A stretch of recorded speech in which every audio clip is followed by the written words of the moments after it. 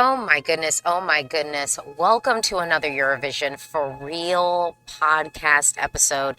It's your host, Alesia Michelle, and I am broadcasting live. I'm broadcasting live, essentially, or I hope it feels like it. I'm broadcasting live from next to the White House. I am literally next to the White House, which is kind of cool, sort of feels awesome. But I am in Washington, D.C., as I oftentimes am. And I'm not alone. And this episode is going to be really interesting because I am basically going to be one, not alone.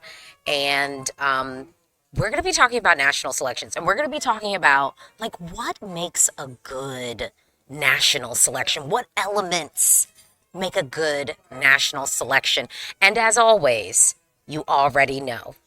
You already know. I have to tell you, I can't kick this off without kicking it off with a solid theme song, okay? With a theme song. So let's run that track. Eurovision for real with Alesia Michelle.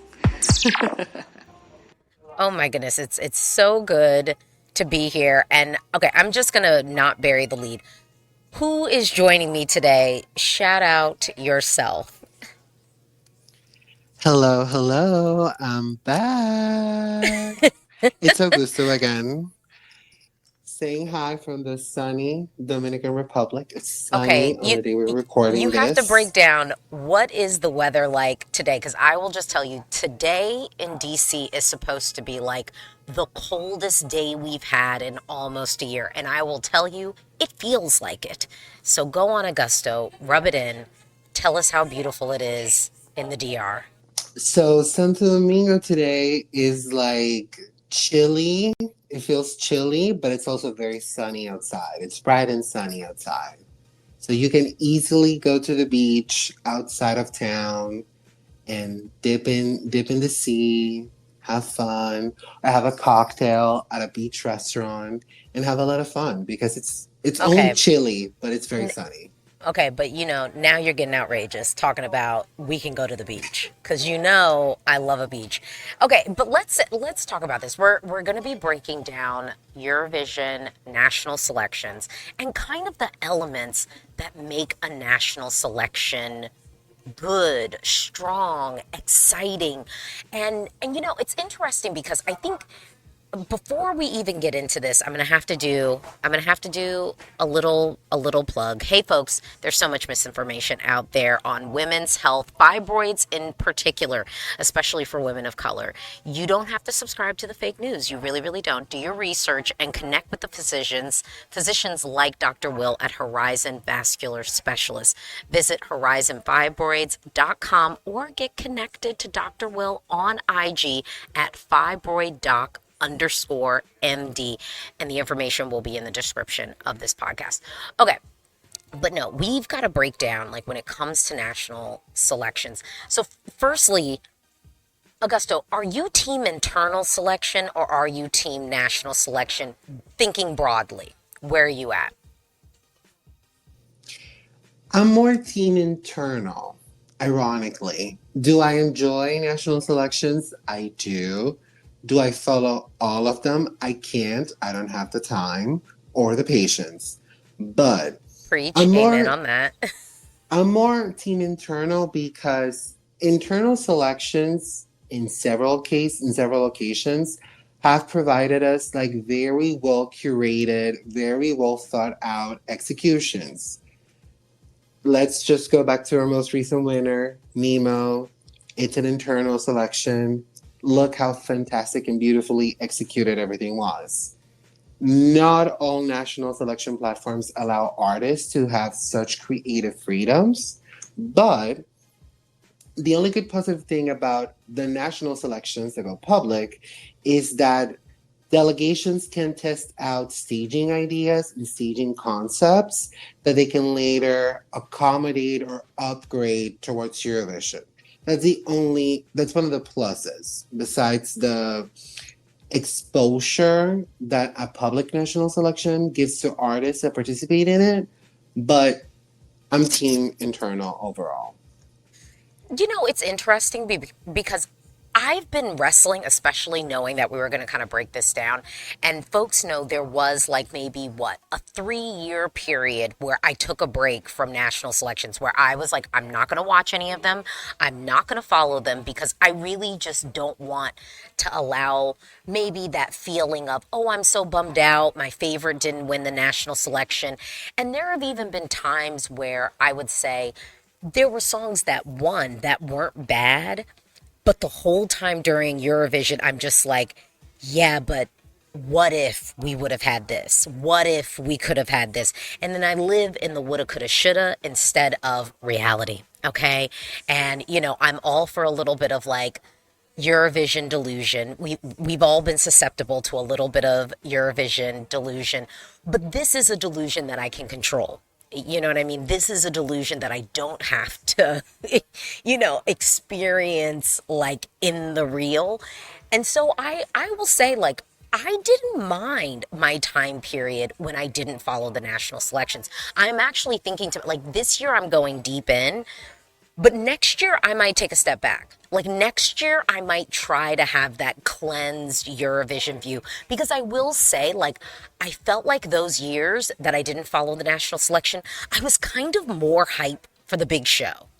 In a weird way, like I was a little bit more hype about the big show because I didn't have to think about the woulda, coulda, shoulda. I was just looking at the product that the country gave me and just judging, and starting from that point and not kind of allowing any of the drama or any of the news that sort of happened in, the national selection to sort of cloud my vision.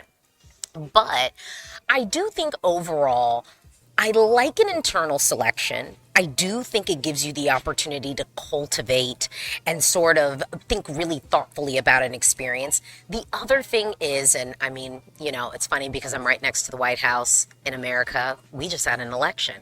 I'm just going to go ahead and say this. There are people who are not that smart. And there are people who like to throw wrenches in the system.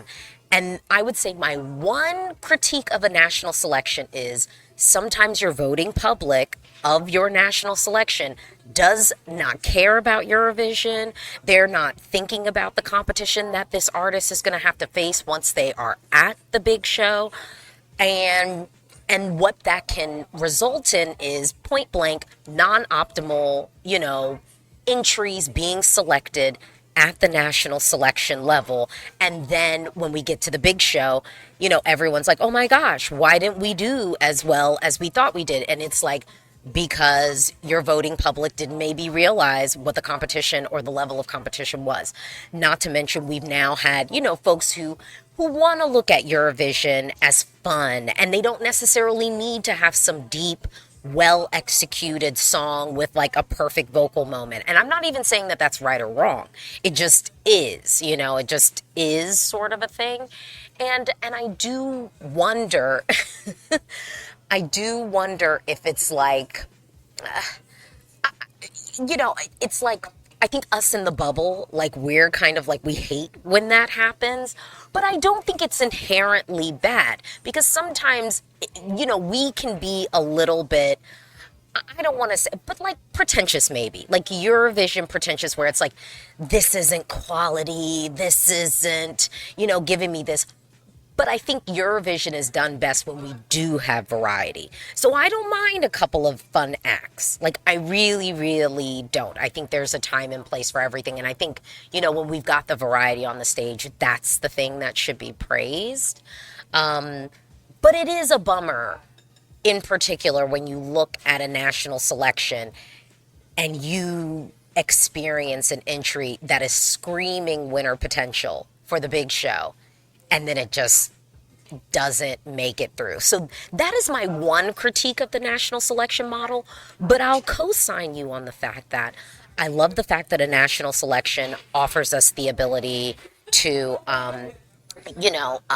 get a little test case. Get our artists who might be even novice a little bit more seasoned. Give them an opportunity in front of a large audience. Give them that opportunity to build that comfort with that 3 minute song. Give them an opportunity to experiment a little bit with the staging, with the styling, and have like a test case. I think all of those things are really great. It does give you an advantage when you go into the big show, because then at that point at the big show, this ain't your first time, up at bat. Like, you shouldn't be feeling as nervous. And we have seen sometimes, not that much, but we have seen sometimes at the Eurovision Song Contest where we've got a performer who probably needed a national selection just to build that confidence, just to build that comfort a little bit more deeply. Augusto, your thoughts? I wholeheartedly agree. I mean, the positive side of national selections, like I said earlier, and like you just mentioned, it's that it gives them exposure, gives them a way to test out their staging concept, and also gives them that confidence on the stage, and tests them out with a large audience that is watching them on TV at whenever time it happens. So we've also seen cases in recent years where the national selections have chosen where, as you just mentioned, where the voting public has done some controversial and some, you know, interesting choices. We can go. Interesting. Well, hold on, Augusto. This is the Eurovision for Real podcast. Okay, so the people at home, they're listening and they're like, or in the car, and they're like, call them out, call them out. And I'll just tell you, because we could just start from last year. All right, so let's just start from last year. I mean, we don't have to go deep into the recesses of Eurovision, but like last year, Germany, okay, Isak, he did fine. There was no question about the vocal. But I do think, especially when we think of what we ended up with on the stage, I mean, Don's made it to the big show. So clearly there was something to be said for someone giving a little bit of a meditative, male singer, ballad-esque kind of performance. Now, I didn't, so I'm just going to say that. So, Isaac, do I think he was the most optimal choice for Eurovision? I do not. Like, I do not. And I stand 10 toes down in that. Like, the young man who went to Eurovision obviously could sing. That was never the question. But he had no staging at the German national selection. None. And then when we got to Eurovision, the staging wasn't bad. I thought it was fine. They did elevate a little bit, but we had a whole bunch of props that were not really being used on the stage, and there really wasn't much narrative like tied to the song. I'm always on the run, and we weren't running. We were standing with fire in cages. It wasn't, and some people are like, well, it doesn't have to be literal. Okay, but it could have been optimal. And I don't think it ultimately was optimal.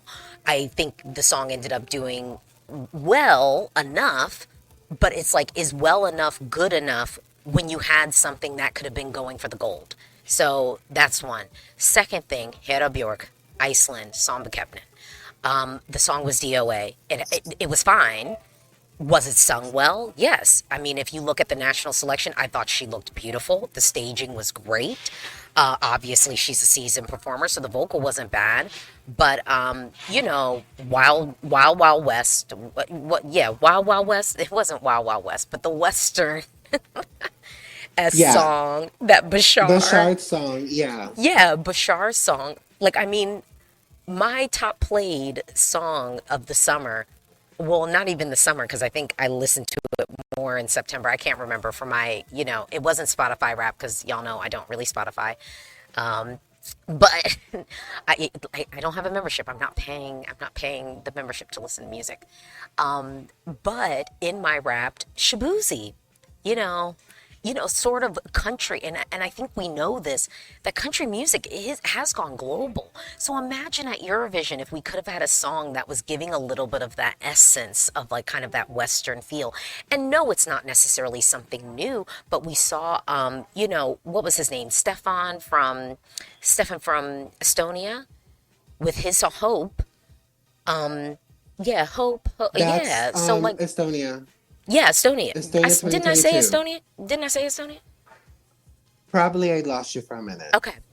So Stefan's song, so we've seen sort of songs in that Western ilk with a little bit of that vibe do well at Eurovision. We have. We've seen it do well. So just imagine what Bashar could have possibly done at Eurovision. What was another choice? Oh, we talked about this. Let's talk about Spain. Because Spain ended up being, and I want to bring up Benidorm last year as a note, because here's the thing. When we watched the national selection, it was very clear that Nebulosa actually had the package that needed the least amount of tweaks, right? Totally. It Totally. I was, it agree. was. And I remember, I feel like, there were a lot of sites that were predicting other songs to win. But after we saw the performances, I remember we went live. It was like, and I remember you asked me, and it was like, well, who do you think Spain should send? And I was like, well, I kind of hate to say this, but the most reliable, least amount of tweaks package was Nebulosa. And if we were just going off of studio tracks, we wouldn't have come to that conclusion at all. We wouldn't. And then the only other performance example that we had was, Nebulosa at, San Remo the year previously. And, there was no budget. Like, we couldn't really work with that. You know what I mean? Like, that wouldn't have been really a fair assessment overall for, the track ultimately. So, with a little bit more budget. But I don't know, Augusto. I'm going to ask you, though. Do you think ultimately Spain made the right decision, or do you think Spain should have maybe rolled the dice on perhaps a stronger studio cut? What do you think? Because ultimately, I think Nebulosa's performance was well loved and it was well liked by folks, but it still did not, I mean, it didn't come top 10. It didn't come top 15. Do you think Spain had something else that would have been more optimal? So I do believe that song wise, studio tracks wise, there was a better song, and that was St. Pedro. We discussed this back during the Benidorm week. The problem is, like you just highlighted, Nebulosa had the complete package. It was signed, sealed, delivered, only a few tweaks. It didn't need more. They actually elevated it in Sweden. It looked more polished. She looked like a madam. She looked fabulous with that Jean Paul Gaultier outfit. Like, Auntie Mary was eating up. Okay. I loved her. I love her. St. Peter had the song, but Nebulosa had the package. The problem is that some of these choreographers and stage artists that some of these artists may have access to do a disservice to the tracks that they work with. And it not only happens in Spain, it happens in almost every national selection, where many of the songs, when they're put up on stage, they get a complete disservice to the message that probably the artists want to be defending on this platform, right? So yeah, it happens. It's very normal. Like, Spain Yeah, did choose right in 2024. They did. I do think ultimately, but I think that's mostly because I think San Pedro did that, press run where he was like, oh no, we're not going to change anything about the staging. And it was like, baby, well, then you can enjoy this performance that clearly you are standing behind and enjoy performing it at Benidorm Fest, never to be seen again. Um, because it was like, this is not the way that you should have been introducing. Well, visually introducing us to the song, because that lyric video was beautiful. I don't know, and what we ended up getting on stage was a vibe that was totally divorced of it. And then the other thing that I think is important to note is the disparity of budget that some of these artists do face. So like at a Melody Festival, in which, for years has been sort of the template, the example of a great national selection.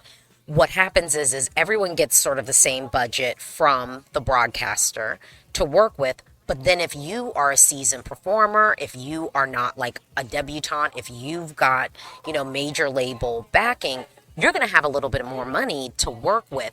And so a lot of those performers then are working with a little bit more of an advantage than some of our more novice debutante performers. So we've talked a little bit about, what we're team. So I think I lean a little bit towards, I think maybe internal selection team.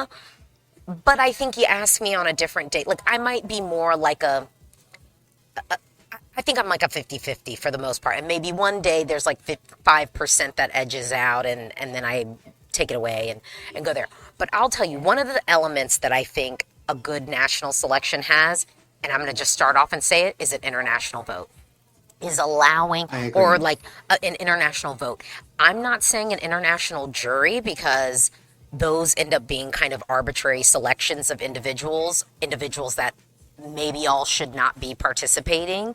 And what do I say for the Yes. criteria of juries? As always, you need to have some music professionals there. And I'd say far more music professionals, performers there than your radio presenters, than your television like executive producers. Why do I say that? Because those people don't know how to sing, they don't know how to dance, and I'm going to leave it at that. And you could say, well, maybe that's not creating enough variety. We don't need that much variety. I want professionals. Okay?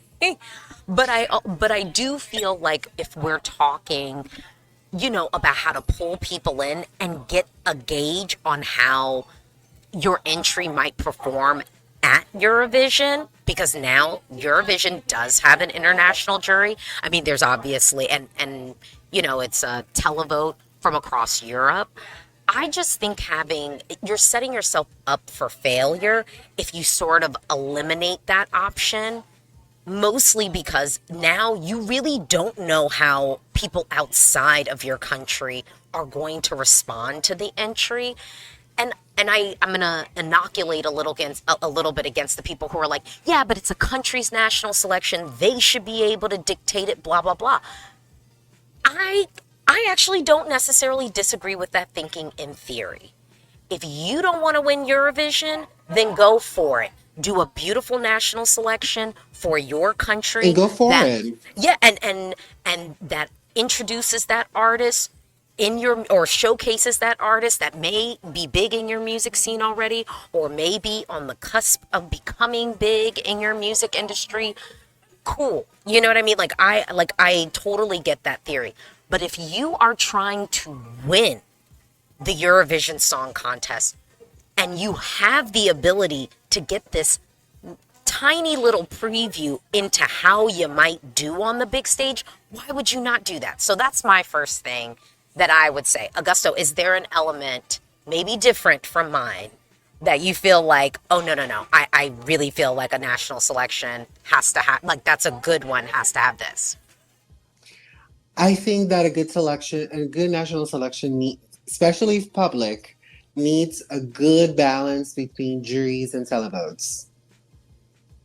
Okay, This break is this a, down. No, break this down I'm, because, I'm, yeah, because I think this comes up every single year.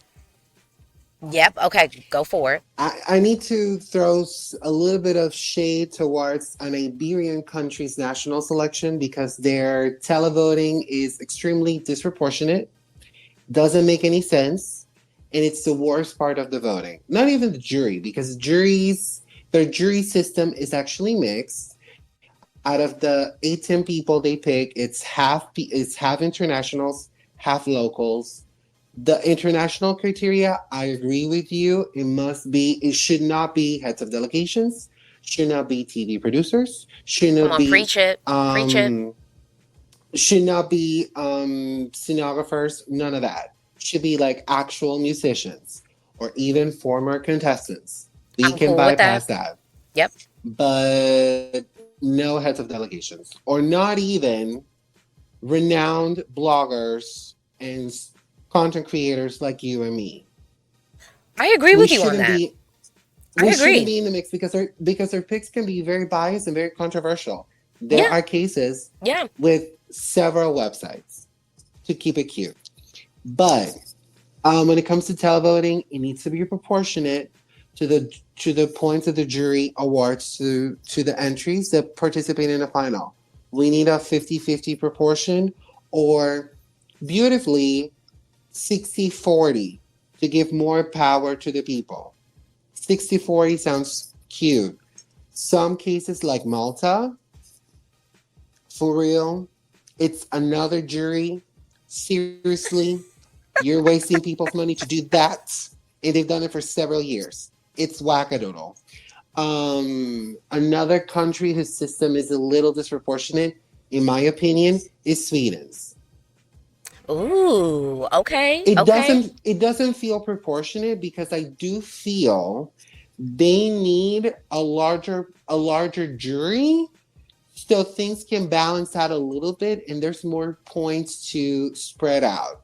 And they've got the Because info. And to be fair to them, they they could expand because they've got the eyes, they have the excitement. Like they could, like some countries, people make the argument, well, there's really not that many people that they could, find. No, no, no. Sweden, y'all have access. You could y'all have definitely access. expand for sure, for sure. Another country that needs to balance things out a little bit is Finland. They overpower the Well, people. I agree with this. I agree with this. They Yeah. overpower the people. Like, it's a lot. Yeah. Like, the public is Well, because 75-25 yeah, so or now something like what we that. well, yeah, I mean because at this point then the jury vote kind of almost becomes a joke. It's like the Pointless. jury votes like a formality because essentially if the public gets behind one thing, that's the one that's winning. So the jury is kind of put in a position where they're totally like obsolete now. You know what I mean? Like I remember like last year we like watching UMK and then like realizing I'm like, wait, hold on real quick. No, this math It's is impossible. no, like this. There's no way. Like so, it was almost like the last 5 minutes just could have been chopped off the end of the show, and we could have just gotten to the reprise performance. Yeah, yeah. You No, know what I I agree. mean? I agree. They I need to balance it out, or either you have a larger jury or hmm you make the proportions 50-50 or 60-40. Okay. Well, can I say like so? Let me just come in with another element. What makes a good national final? I'm going to just say this: no super finals. And I think some of the countries have taken the note, and so we have eliminated it at some of the national selections. But I think it was a fun experiment that the TV people came in and thought, oh, this will be a great idea. But for the music people, and like it just, I really think there have been very rarely, very rarely situations where the optimal choice does ultimately come out of the super final. I think I agree. more often than not, you end up with the entry that I wouldn't say is bad. Like, it's not like the bad entry wins, but I do think the safer, the more palatable, the more boring, the least out of the box thing ends up winning. And ultimately, for the Eurovision Song Contest phase and like era that I believe we are currently in, that's just not going to cut it. Like that's just like Yeah. safe, palatable to the masses ain't gonna get you pretty that far at Eurovision. Let's look at Saba Sand. Ultimately, ended up being too safe, and we all knew that the one negative of the song was the safeness around it. It it, But it didn't work out. Yeah. I think with Denmark in particular, they always choose very safe entries for their national selection overall. They always Well, play that's true. extremely safe. That's true, but in the times where they've even had some gems in there. I mean, I remember what was this? Was it year that we got so this was Eurovision 2017. Yeah, so Denmark's selection that year. What we got that was Anya, right? With the red Deb dress. Yeah, Anja Nielsen. Yeah, yeah, yeah. Yes. There were stronger songs in the bunch. Like that was a year where they had some other things on the table. Love her vocal. She is a great performer, but that song was dated even for 2017. It was Yes, giving, I I mean, agree. like 04 at most recent. Okay. The next thing I would say, what makes a national selection good? Now, I'm going to do a little bit, I'm going to dip into the show production of it all. I'm going to just slightly dip my toe in the Yes. slow production of it all.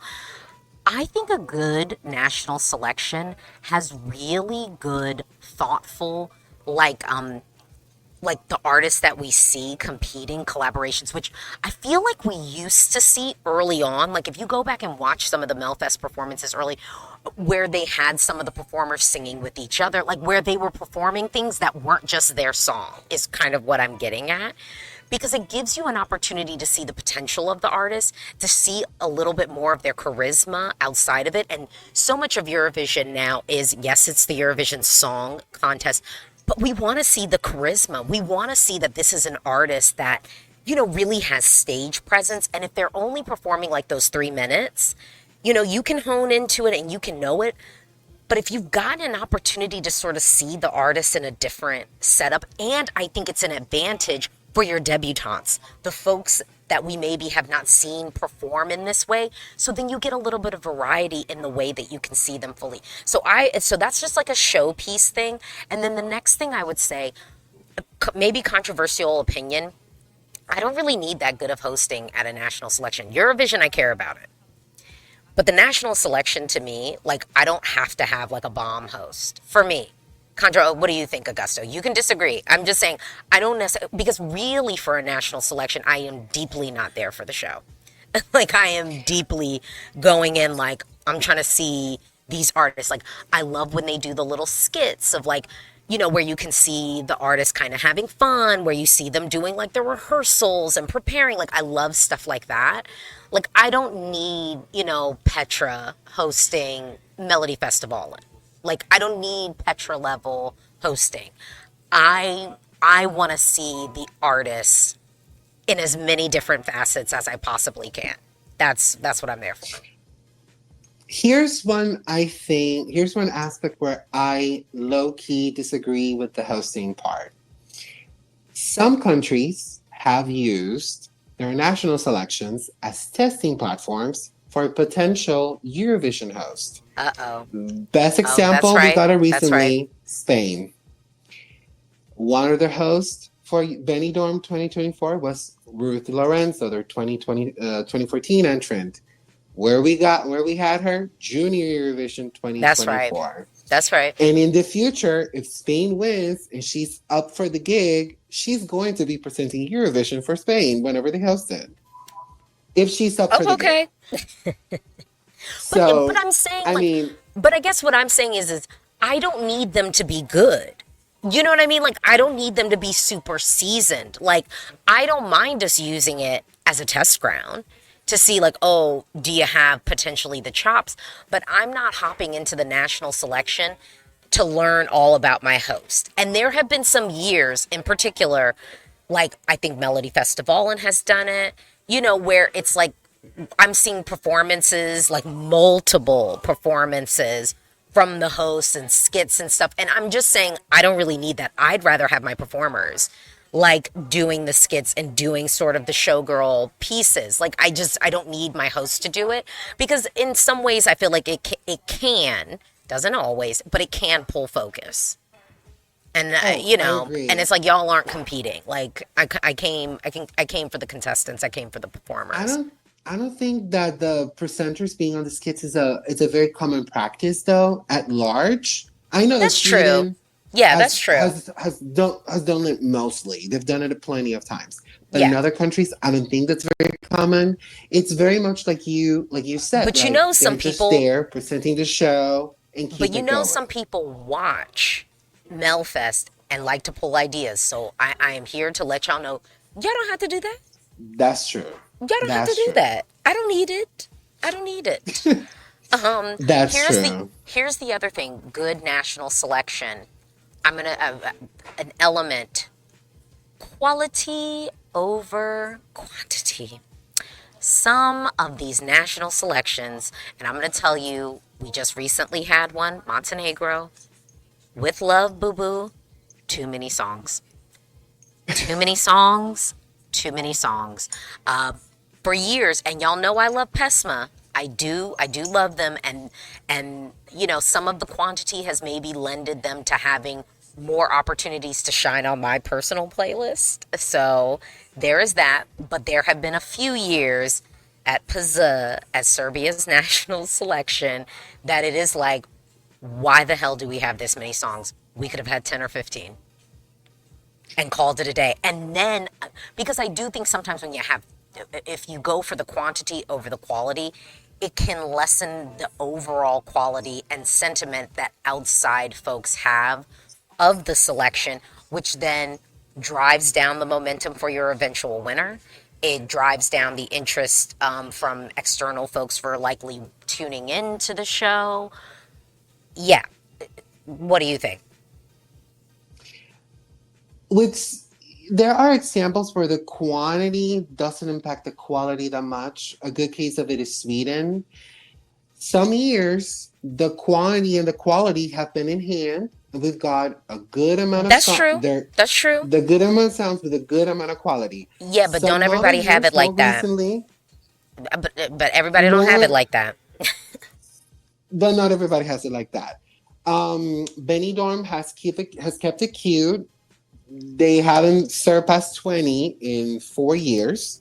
I think The most Benidorm has had a nice. I think that feels good. balanced. I mean, to me, the sweet spot is UMK because we got 7. seven, the number of perfection, and it gives us enough. It gives us enough. There's no need to make it 10. No need to make it 10. We just keep it cute. And I think that has allowed them to, and has really cemented them as like the Nordic national selection, really, that I think in the fandom, more people are hype and excited for. They I are. It's mean, one yeah, show, 2.5 hours long. That's it. Those 7 songs, that's it. They give each song a day to pop up. They give them a platform to shine. They give them a moment to gain momentum. And then on the day of the final, may the audience do their thing and choose whatever they want. I like that yeah, formula as well. I think yeah. 7 to 10 is a sweet spot. 14-20 is too much but reasonable. 21 or over, it's a lot. I Yeah, can't. yeah, and I think it's a little bit of knowing what you got and looking at it and being judicious. Can I tell you too? Ireland's Euro song. I'm gonna be real with you, Augusto. I think they could add a couple of more tracks to the mix from lately. Because I will tell you, I had the privilege, 1 year of like kind of helping to listen to some of the things. I don't think this is like a secret. I don't think I'm like not allowed to say this. But like it was hard from the songs that I listened to whittle down. Like I was kind of like, oh, like it's worth throwing some more in here and getting us to 10. I'm telling you.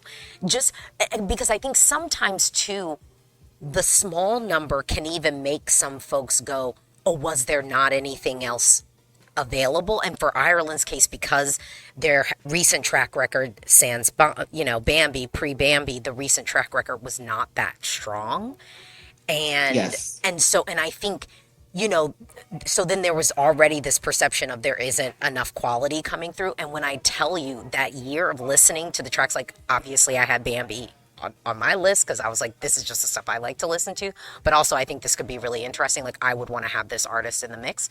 But when I tell you, there was some songs left on the table that I was like, I think these are good songs. Like I would push these forward. So just throwing that note out there. Another element that I think a good national selection has, and a good national selection has to have in this day and age, is good, strong social media. I still feel like They do. for the most part, most of the national selections have no digital person. They're not doing it. I think the prime example, I mean, SVT has the resources, even if we're talking San Remo, obviously they have the resources they're pushing. I think Benidorm actually does a pretty good job as well.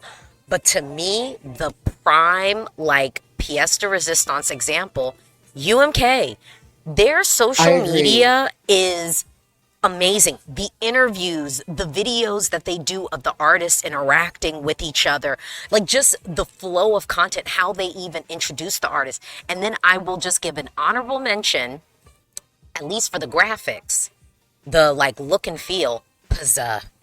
Pesma has, I mean, they have like overnight, I don't know what Serbian intern, because I know it was an intern at first. I hope y'all are paying this person at this point. But I don't know what intern was just like, hey, come on, let me help you. I'll do it for free. And they were like, well, come on down, do whatever you want to do. Because you can tell there's a difference. There's a real difference. And I just applaud them for that. So yeah, tight social media in this day and age, I think is a strong element. And they have representation across platform. I think that's the key thing. They're not just doing it on Instagram, they're not just doing it on X. They're on TikTok. Like I see them pop up in other spaces. And don't forget there are still people on Facebook from a certain age demographic. So I think we have to be thoughtful and still remember that we need to be present on all of these platforms so that we can make sure that we're pushing our artists out there. And that also creates an incentive for the artist to want to come because, they want to utilize then your larger audiences. It's different when the artists have like a bigger audience, than the folks, than the broadcasters, like, because that's a thing. But I want these broadcasters to realize, like, you can use your audience as leverage and to attract talent. So it is worth it to build out those audiences and to build those followings. Augusto, what do you think? I agree. I think the best example of social media is UNK from Finland. Their team is just great. I do join your in my case, my honorable mentions are Portugal. They need to work things out a little bit, but Okay. graphically, they also eat Oh, up. the graphics are Really good. good at Yeah, yeah, yeah, yeah, Serbia. yeah. No, no, no. The The graphics are really graphics are good. good. They are beautiful. Spain is building momentum. Their digital team, they now have a separate account for Benidorm, so I think they're gonna build momentum off of that. But they're also very present on multiple platforms, as you know, Melody Festival and Sanremo, Festivali Kangas. Those, since they are very established events, they pull in numbers just by the name itself. I also think that something similar might happen with Iceland, but I think that Iceland needs more social media presence, for example. Yeah, Other, yeah. They could use some help. Yeah. they can use some help. I also think that the same thing can be said for the newer national selections, like San Marino. You hear because of the artists that compete on it, or the fan sites that cover it, but like it needs more active. But we know that that country has its resources, kind of thing. So they do what they can with whatever they have. But yeah, definitely, nobody beats Finland. Nobody beats Yeah, Finland. yeah, It's they're great. social. It's really tight. Oh my goodness, Augusto. I cannot believe that we've been talking this long. And there's probably other elements that we forgot about. And the thing that I love about being on like Spotify for creators, if you're listening to this like on Spotify and their platform, you can actually comment. So I want to know like the elements that you think make up a good national selection, a successful national selection. If you haven't already, please make sure you are following the podcast Eurovision for real. Thank you so much, Augusto. Don't forget, You're follow welcome. Eurovision. Yeah, follow Eurovision Fam. It's EurovisionFam.com. We are on YouTube. There are weekly streams. And of course, you can connect with us on social media at Eurovision Fam. Well, don't we And have yeah, Eurovision Fam. All the information is in the description. Thank you for listening.